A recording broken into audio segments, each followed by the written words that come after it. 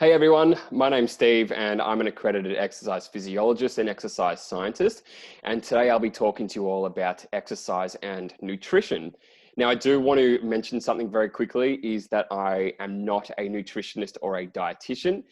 So this particular info session will be relating specifically to how foods and specifically nutrition will affect your exercise performance. So what will I be talking about throughout all the slides? I'll just do a little breakdown of the different fuel sources that we may be seeing, such as carbohydrates, fats, and proteins, some pre-workout, some intra-workout, and some post-workout nutritional advice, as well as finishing off with some supplements that I personally use and recommend. So let's talk about some carbohydrates very quickly. Carbohydrates can come in three different forms. So we have sugars. Now this is the most basic form of carbohydrates, and this is what tends to be used as fuel. You may have heard of this as used as or called glucose. We also have starch. Essentially, starch is just a lot of sugars. It's more, sorry, I should say a long chain of sugars. Okay, so it doesn't mean, say a teaspoon of sugar equals a starch.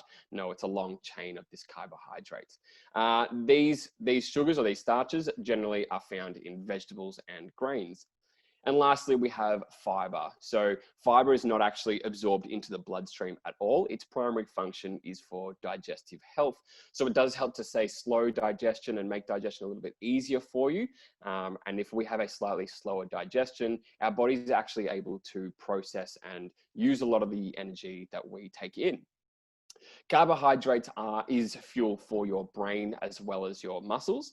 And its use in physical activity is essentially any exercise that you can't physically sustain for 2 hours or more is using carbohydrates. So essentially anything that's moderate to a high intensity. Fats, okay, so we have a few different fats that you may have heard of. We have saturated fats. So these fats are like your solid fats. So you'll have like butter or animal fat. These kind of fats tend to raise LDL, so the bad cholesterol, but it also increases your good cholesterol. So as such, we can kind of say it's a little bit of a neutral kind of fat. There is a bad stigma around saturated fats, but there is some evidence to suggest it's not as bad as we may have once thought. Unsaturated fats. So these are your liquid fats, your oils, like in your avocados as well. These kind of fats help to reduce LDL cholesterol, so that bad cholesterol, and it also helps to raise the good cholesterol, your HDL cholesterol. Unsaturated can come in mono unsaturated or polyunsaturated. It doesn't matter too much about the science behind that. Essentially, they are all quite healthy for you there. And finally, we have trans fats. Now, trans fats are actually unsaturated fats that have been, I guess, modified and engineered to become solid fats. Now, these kind of fats are not good for you at all. Right? There is irrefutable evidence to suggest that it raises your LDL cholesterol, your bad cholesterol, as well as lowering your HDL cholesterol. So this is the fat that we want to stay away from. Your fat also provides fuel for your brain as well as your muscles, and its use in physical activity. Generally speaking, you'll use it with more lower intensity based exercises. Additionally, you can also switch to your fats after you have depleted your carbohydrate stores. So this can be termed as like hitting the wall. So imagine you're running a marathon and all of a sudden 2 hours in, bang, you just hit the wall. It became so much harder. That's when your body switches over from carbohydrates to fats. So your workouts needs to last longer than 2 hours if at a high intensity. Next, we'll talk about protein very quickly. Protein essentially just provides some structure and support for a lot of our cells. So I've got in brackets actin and myosin. Essentially, these two proteins really fundamentally make up your muscle. So essentially, actin myosin equals muscle. They also help to transport molecules around the body. I won't get into the specifics around that. And they can also transmit signals around your body. So I've got an example there as growth hormones. So yes, they can be hormones. In terms of fuel, protein doesn't generally serve as fuel. Only when your body has insufficient carbohydrates and fat stores will your body start to break down its own protein and use that as fuel. So let's talk a little bit about this pre-workout nutrition. So what I like to think of is, what kind of intensity am I going to be performing in my upcoming workout, and for how long? So let's take some examples here. I've just got lifting weights.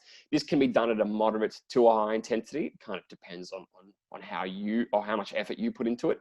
Going for a run, same thing, moderate to a high intensity.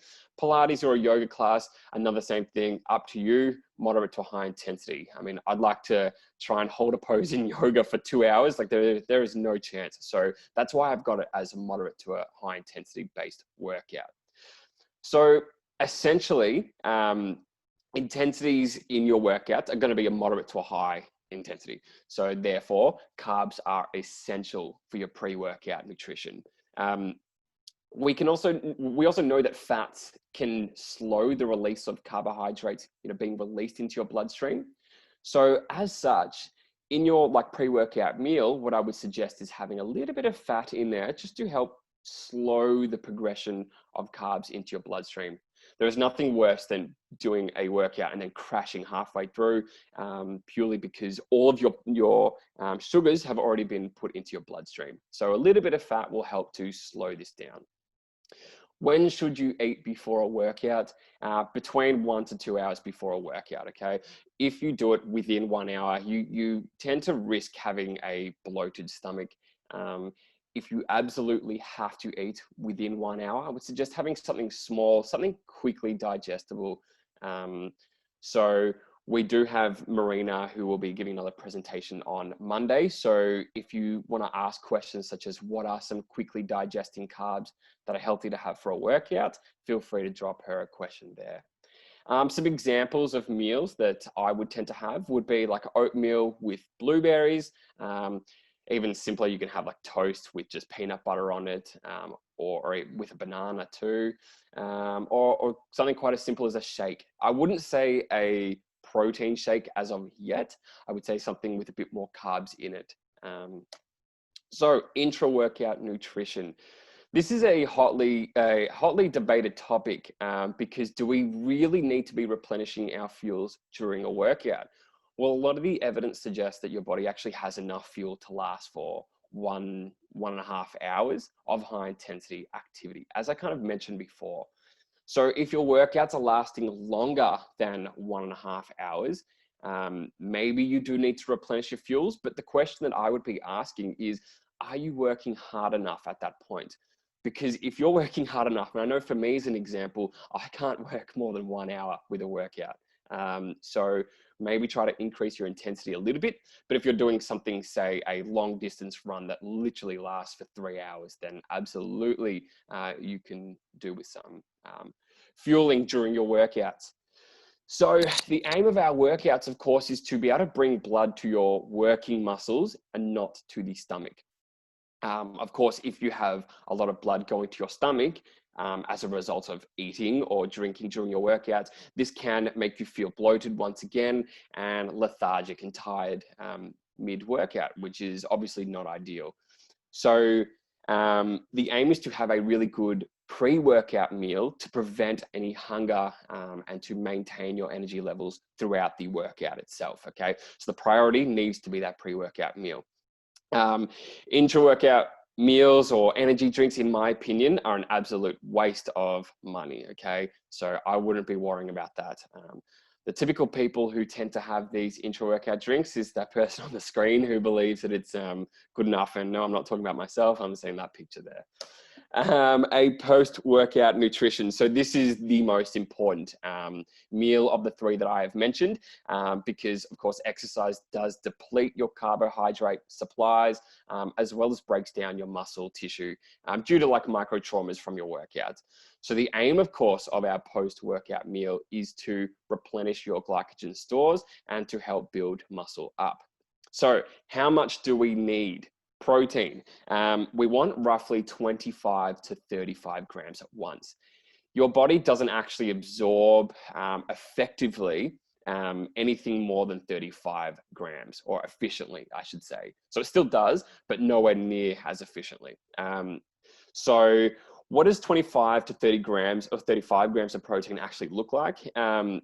If we take a chicken breast, for example, which is roughly 200 grams, about half of that now, there is about 30 grams of protein if you just cut that chicken breast in half, okay? So 30 grams of protein are in about 100 grams of chicken breast.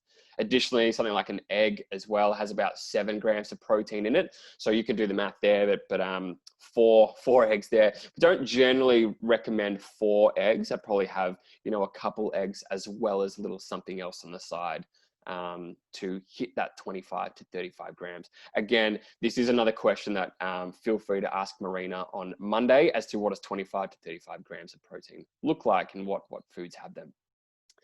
Additionally, carbs, so important because as we touched on, your fuels are depleted from your workout. So ideally you want to have roughly 3 times as much carbs as you would have protein, okay? So that roughly equals 75 to 105 grams.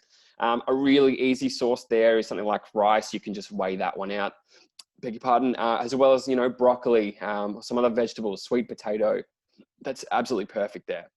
Fats is not too necessary because as we kind of touched on before, fats aren't really utilized in your workouts, okay? Unless you're walking at a really slow pace. I mean, at that point, you don't really need to be replenishing much fuel.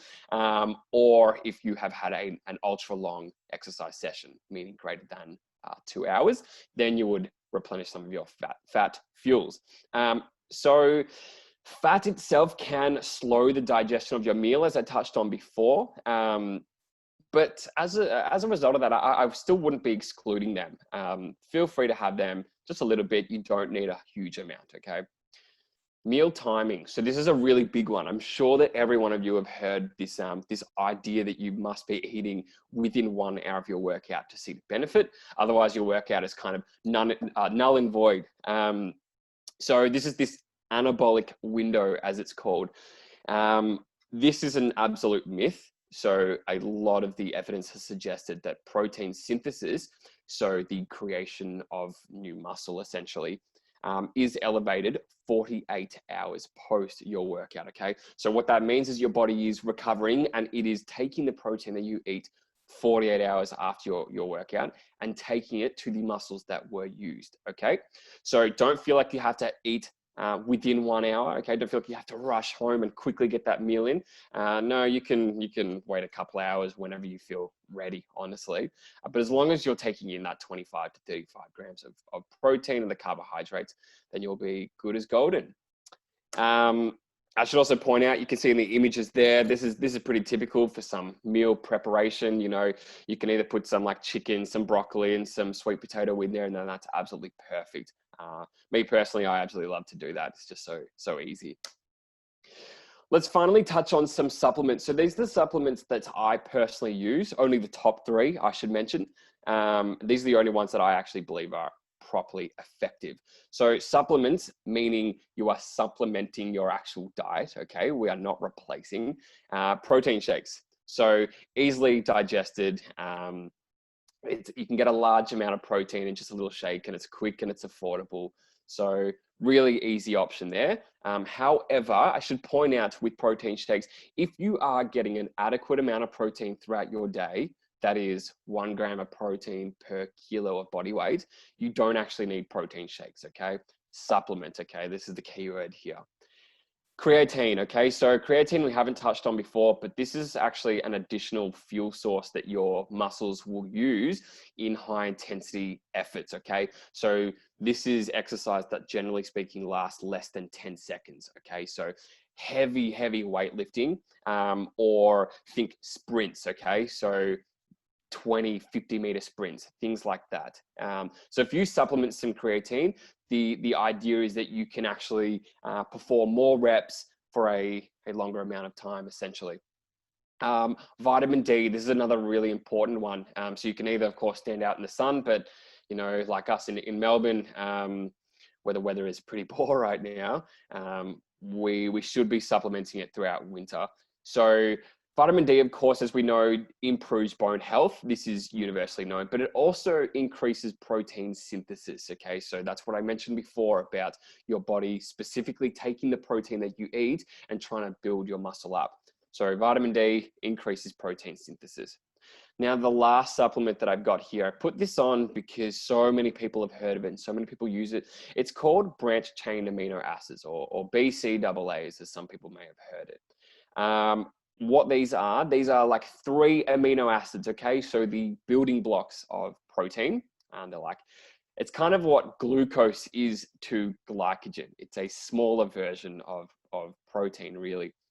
But these 3 amino acids are actually found in all protein shakes, okay? So in my opinion, is an absolute waste of money. And sorry, not just in my opinion, according to the scientific evidence, that there is no difference in protein synthesis and muscle increase when you take BCAAs or not, okay?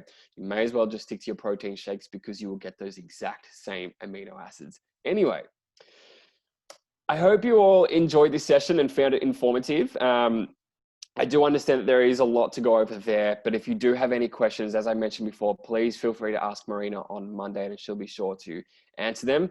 Otherwise, I hope you all have a great day. Take care. Bye.